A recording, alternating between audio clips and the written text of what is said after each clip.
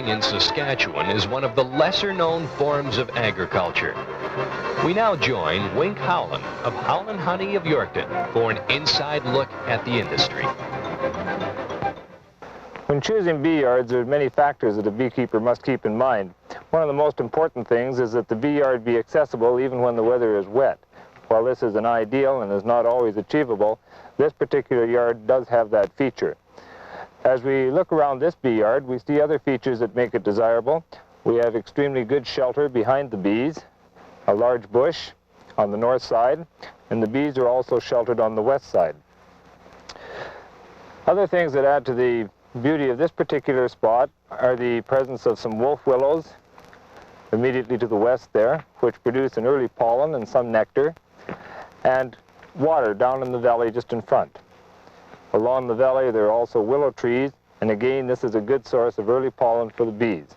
Okay, the principal components of a beehive are as follows. We have a board that goes underneath, called a bottom board. It sits on the ground this way.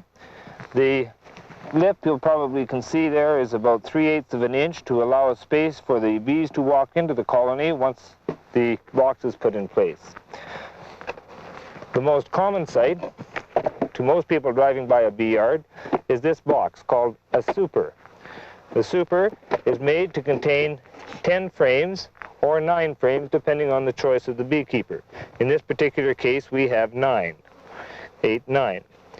The frame, each frame in the box, is very similar, varying only in color, is made up of a number of cells into which the queen bee will lay eggs, or the worker bees will store pollen and nectar. In this particular frame, we can see the two types of cells which are common on a frame. We have our regular small worker cells here, and in this section we have the larger cells in which the queen and the bees will raise drones. The other component to making up the colony is, of course, the lid. And the lid, in this particular case, is designed to perform two functions. If it's put on this way, it closes off the top completely. However, if we turn it this way, it then provides a top entrance through which the bees can go. We use that top entrance normally when the bees are being wintered to provide a ventilation area for them. As you can see now with the colony assembled, the bees are able to walk in underneath the front here and climb up on the frames to where they're going to do their work. As the colony builds strength, that is, as the number of bees build up, we add a second, third, fourth, fifth, and sometimes a sixth box. Normally the bottom 1 or 2 boxes, or supers, are used for the rearing of brood. As we get higher up, and you can see that if you look at our other colonies, you'll get the supers that are added for honey storage. So in a typical colony like this, we will have our brood being reared down here, and we will have our honey being stored up here. As these supers become filled with honey, we will either add more supers or remove these ones and add empty ones. Most beekeepers in Canada, or at least a majority of them at this point, order their bees in from the southern United States. Bee breeders down in such states as California, South Carolina, and Georgia, Texas, etc., raise vast quantities of bees for shipment to the northern states and to the Canadian market. The bees are packaged up in boxes that look like this. Usually these boxes contain about 2 pounds of bees and 1 queen. If you look here, you'll see that the cage is screened on both sides to allow the bees lots of ventilation. There is a can of sugar syrup inserted in the package for feeding of the bees, and this metal tab here is attached to a cage which contains 1 queen. Now, to install bees, normally you would like to put them in the evening when it's not too hot, so that not too many bees fly away. We're going to package this colony in mid-afternoon, and so we may find that there are a few more bees flying than there would normally be if we were doing it in the evening. The procedure is basically quick and simple. We first remove about 3 frames from the center of the box. Set them to the side. We give the bees a sharp rap to put them on the bottom of the cage. We remove the sugar can We remove the queen and check to see that she's alive. We then take the colony and simply dump it into the hole provided between the frames.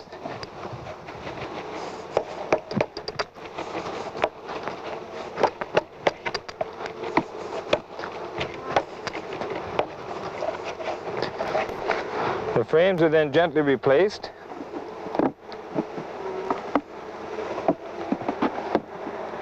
And because I enjoy a slow release technique with the queen, I hang the queen in for long enough, a day or possibly half a day, for the bees to become familiar with her. Otherwise, the tendency is for the bees to become too excited and perhaps damage or even kill the queen. As you can see, the bees quickly locate the queen. The queen emits an odor called her queen scent, which attracts the worker bees to her, and immediately they find her in the cage and begin to feed her if necessary through the mesh. The queen bee does not feed herself. She is fed by the workers. After a brief waiting period, the queen is released into the hive. Soon, she'll begin her egg-laying process, and so the hive will begin to grow. Now you can see the queen has an extremely long abdomen, much longer than the other bees. And as she begins to lay, the abdomen will become even more distended. Some of the sugar syrup from the pail has leaked onto the queen, and you'll see some white blotches on her. The bees will soon clean that off. And very quickly, provided there is sufficient food in the colony, she will start her procedure, her egg-laying procedure. The queen is capable of laying about 1,500 eggs a day, and provided there are enough bees to look after that number of eggs and larvae, she will continue to lay 1,500 eggs a day until such time as the nectar flow is over. The nectar flow in our part of the country doesn't normally take place until June, and since the bees normally come in early April, it's necessary to feed them for a month and a half or two. We feed them a mixture of sugar and syrup. We mix the sugar, 2 parts of sugar to 1 part of syrup, so that it makes a very, very thick syrup. And we feed it to the bees continually until such time as they're able to find enough natural nectar supply to feed themselves. The type of feeder that I use, particularly in the spring, is called a Boardman feeder. A little wooden box which is designed so that it fits into the front of the colony, like this, and a quart sealer is then inserted in the top, and the bees can walk out and feed. If you look here, you can see where the bees can walk into the feeder and draw the syrup down from the jar, which has perforated lids. Okay, we've put the Boardman feeder in place, and now we'll put a quart sealer or a 2-quart sealer in place to feed them with. As you notice, the top has been perforated so that the syrup can drip out, and when set in place, the bees will draw it out as they need it. Sealer simply fits in that way. In the spring, it's also very important that we feed our bees drugs. This is necessary to prevent such diseases as American and European foul brood and nosema.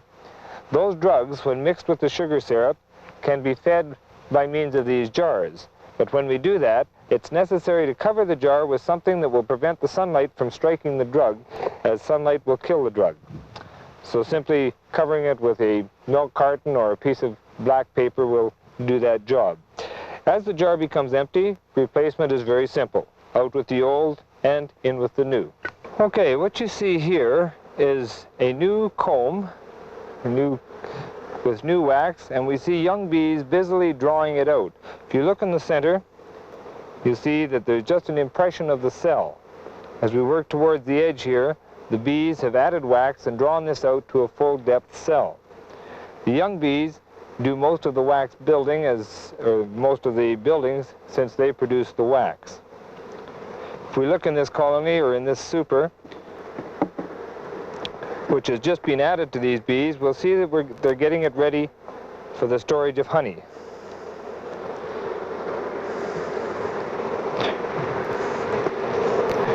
Again, some repairs are taking place in this one. Some cells that were damaged previously are being built up again. And down in here, we see that they've also stored a little bit of pollen. I don't know whether you can see it down in here. It's an orange color down inside the cell. As we work farther down into the colony and get closer to the brood chamber, we'll see a lot more deposits of pollen. The use of smoke with bees is extremely important. It tends to calm the bees down and keeps them from flying off the frames and makes working with them quite pleasant. Now you'll see where the bees were. Down here we have the second of the brood chambers, and we're going to work through the brood chamber from the side, looking for as many things as we can find in here. We'll be looking at the different types of bees that are in the colony. We'll probably be able to find the queen. We'll see the workers, of course, and we'll probably find some drones. We'll look at the types of cells that each are hatched in, and we'll be able to see deposits of honey and pollen. Okay, we're going to continue working our way through this super, and if we're lucky, we'll probably run into the queen sooner or later. Again, we have a large area of capped brood. This is the brood that it's in its last stage of development, and many of these will be hatching out within the next day or two. Although you can't see, or at least I don't think you can see into these cells, there are some with eggs and some with larvae. When the larvae reach a certain stage, they are covered over. You'll notice that down here we have some larger cells. They stick out farther than the other ones. These are cells in which drone bees are being raised. On this corner we have several of them. We'll move our friends away here. They're quite a bit larger than the regular cells. Down at the bottom we have an interesting phenomena here. We have what they call swarm cells. I'll shake a few bees off here so that we can see it more easily. The natural way that bees propagate is when they get strong, or when there's lots of bees and there's lots of nectar available to them, they raise new queens. Just before these new queens hatch, the old queen leaves the hive along with most of the bees that are in it. The cells in which they raise these new queens are always located on the bottom of the frame. That's opposed to being raised on the face of the frame. And as you see here, we have little cups along the bottom, and these would be the cups into which they would place the larvae and then raise queens for swarming. Now, it's normal practice to destroy these cells, the belief being that if they aren't there, then the bees won't tend to swarm. All right, here we have a drone, and you'll see as other bees come close to him how much bigger in size he is than the worker bees. There's a worker bee and the drone. It's very big and almost lumbering looking. We'll come up here with some other bees. There we see the contrast again. His sole purpose and sole function in the colony is to mate with a queen should he be so fortunate. He has no stinger and cannot feed himself. He must be fed by the other bees. The drone lives a pretty nice life throughout the summer. The bees keep lots of drones around in case they need a new queen and they're looking for drones with which to mate. But in the fall, when the nectar flow is over and the colony is preparing for winter, all of the excess drones are driven from the colony where they naturally perish, not being able to feed themselves. If we look now at a worker bee, you'll see that they have a slender body, the narrower abdomen, and what appears to be longer wings, although it's mostly in relationship to their body. Bees' activities vary in accordance to their age. Young bees tend to stay inside the hive during their first 2 or 3 weeks of adult life. During the first week or so, young bees clean cells from which new bees have recently emerged and repair and construct new cells. At approximately 6 to 12 days old, these bees begin to feed young larvae. During the 3rd week, their activities become more varied, including packing pollen, receiving nectar from foragers, and ripening honey. At the end of 3 weeks, some bees become guards, while the rest spend the remaining 2 to 3 weeks of their lives collecting pollen. Try and dislodge the pollen from his legs, and then they'll mix it with honey and pack it into his cell.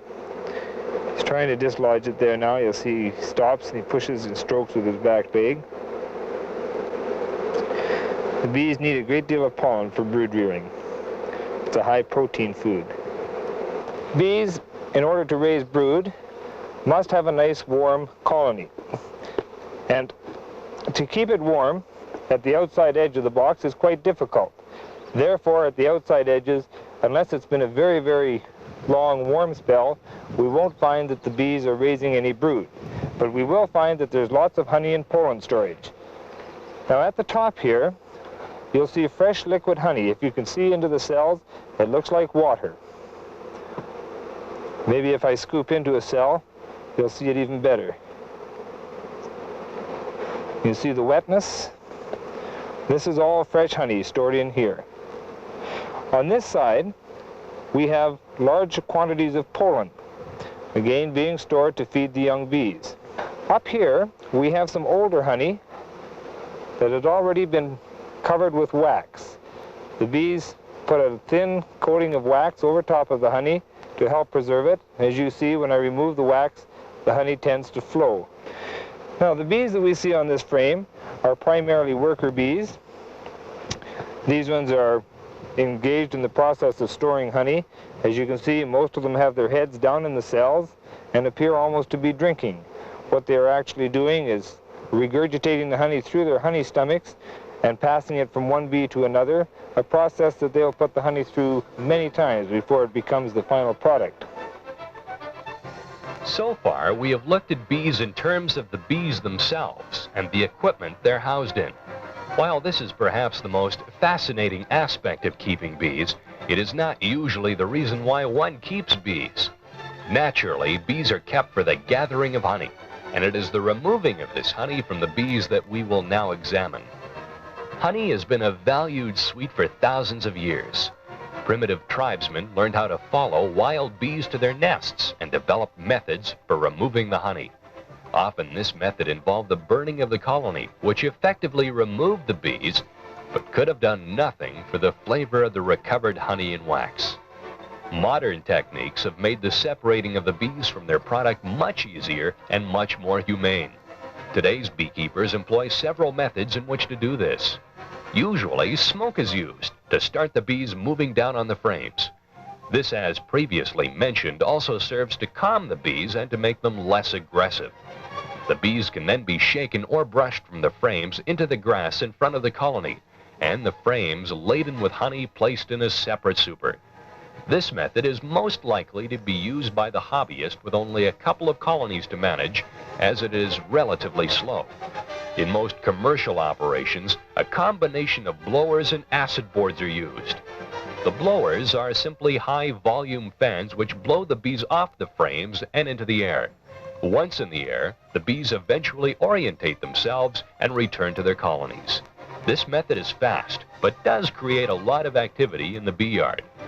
Acid boards are simply dark-colored lids with an absorbent base onto which are poured a type of bee repellent. The regular lid is removed from the top of the colony, and the acid lid is set in place. The odor of the repellent then causes the bees to move out of the honey supers and down into the brood chambers, allowing the beekeeper to remove the full honey supers. The odor of the chemical quickly leaves the supers, and the colony soon recovers. Acid boards are only effective when there is sufficient sunshine and warmth to heat the dark surface of the board, as this heat is required to cause the chemical to emit its strong odor. The acid board technique is being employed here. The regular colony lid is raised so that the beekeeper can check for honey. If honey is found, the bees are lightly smoked, and then the acid board is put in place. In commercial operations, there are often many colonies in a single bee yard. It is essential that the honey be removed quickly and covered, as foraging bees will soon scent the honey and will begin to try and recover it. It has been the experience that 45 minutes is about the maximum amount of time that can be taken in a bee yard when removing honey. After we bring the supers of honey in from the field, we put them in a warm room so that we can keep them at a constant temperature of about 85 or 90 degrees until it's time to extract them. It's necessary to keep them warm so that the honey will come out of the combs easily. If we let the honey get cold, it becomes very, very thick, and it's apt to break the frames rather than come out.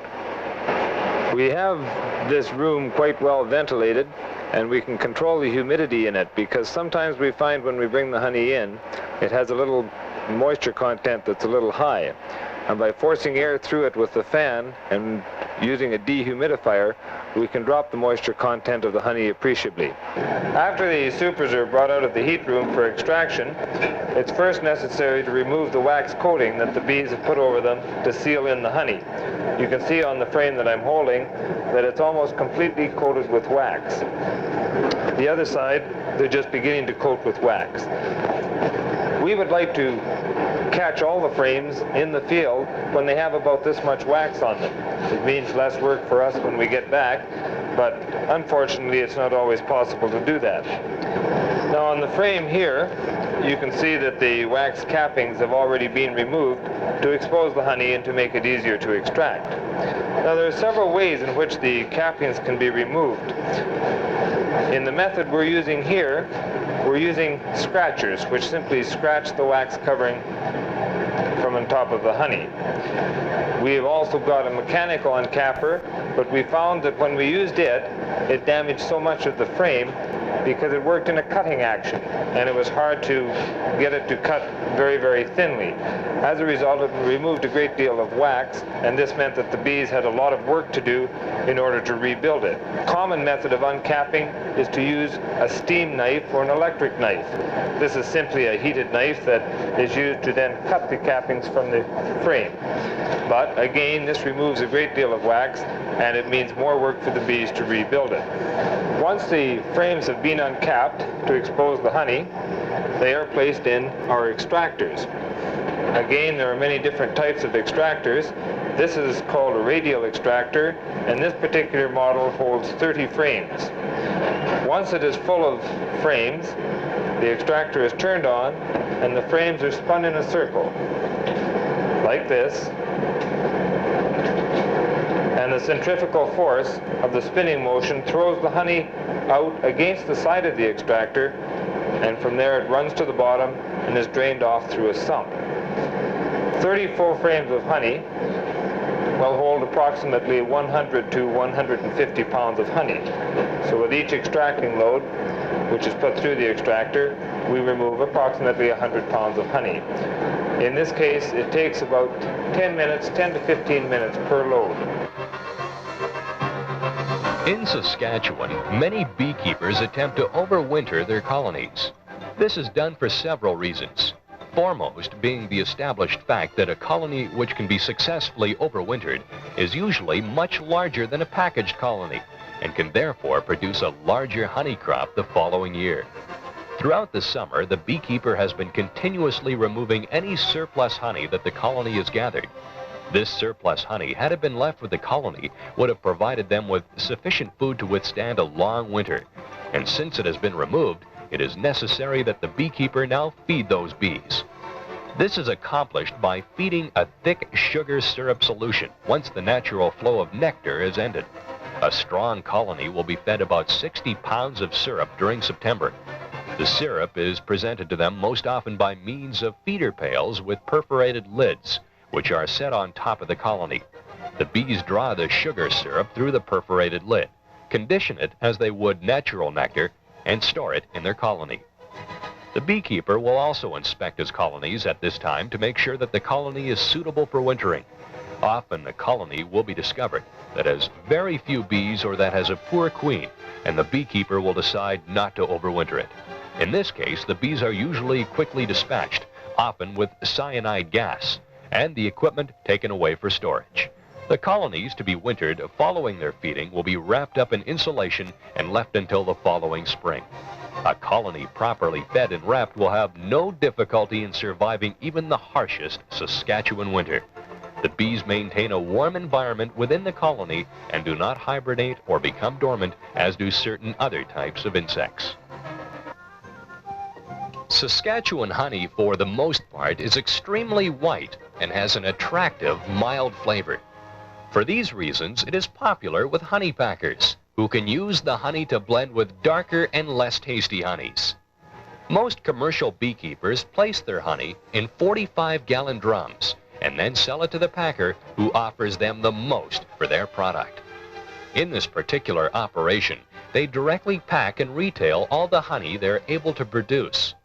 They first place the extracted honey in 45-gallon drums where it granulates and becomes hard, and then they take these drums to their own packing plant.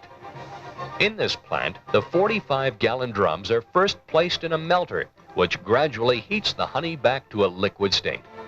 Honey liquefies at about 100 degrees Fahrenheit. The honey is then filtered and moisture tested to ensure that it meets Canada #1 standards. Depending on the market demand, this honey can now be packaged in liquid form or can be seeded with a finely granulated honey to promote a smooth granulation and then sold in creamed form.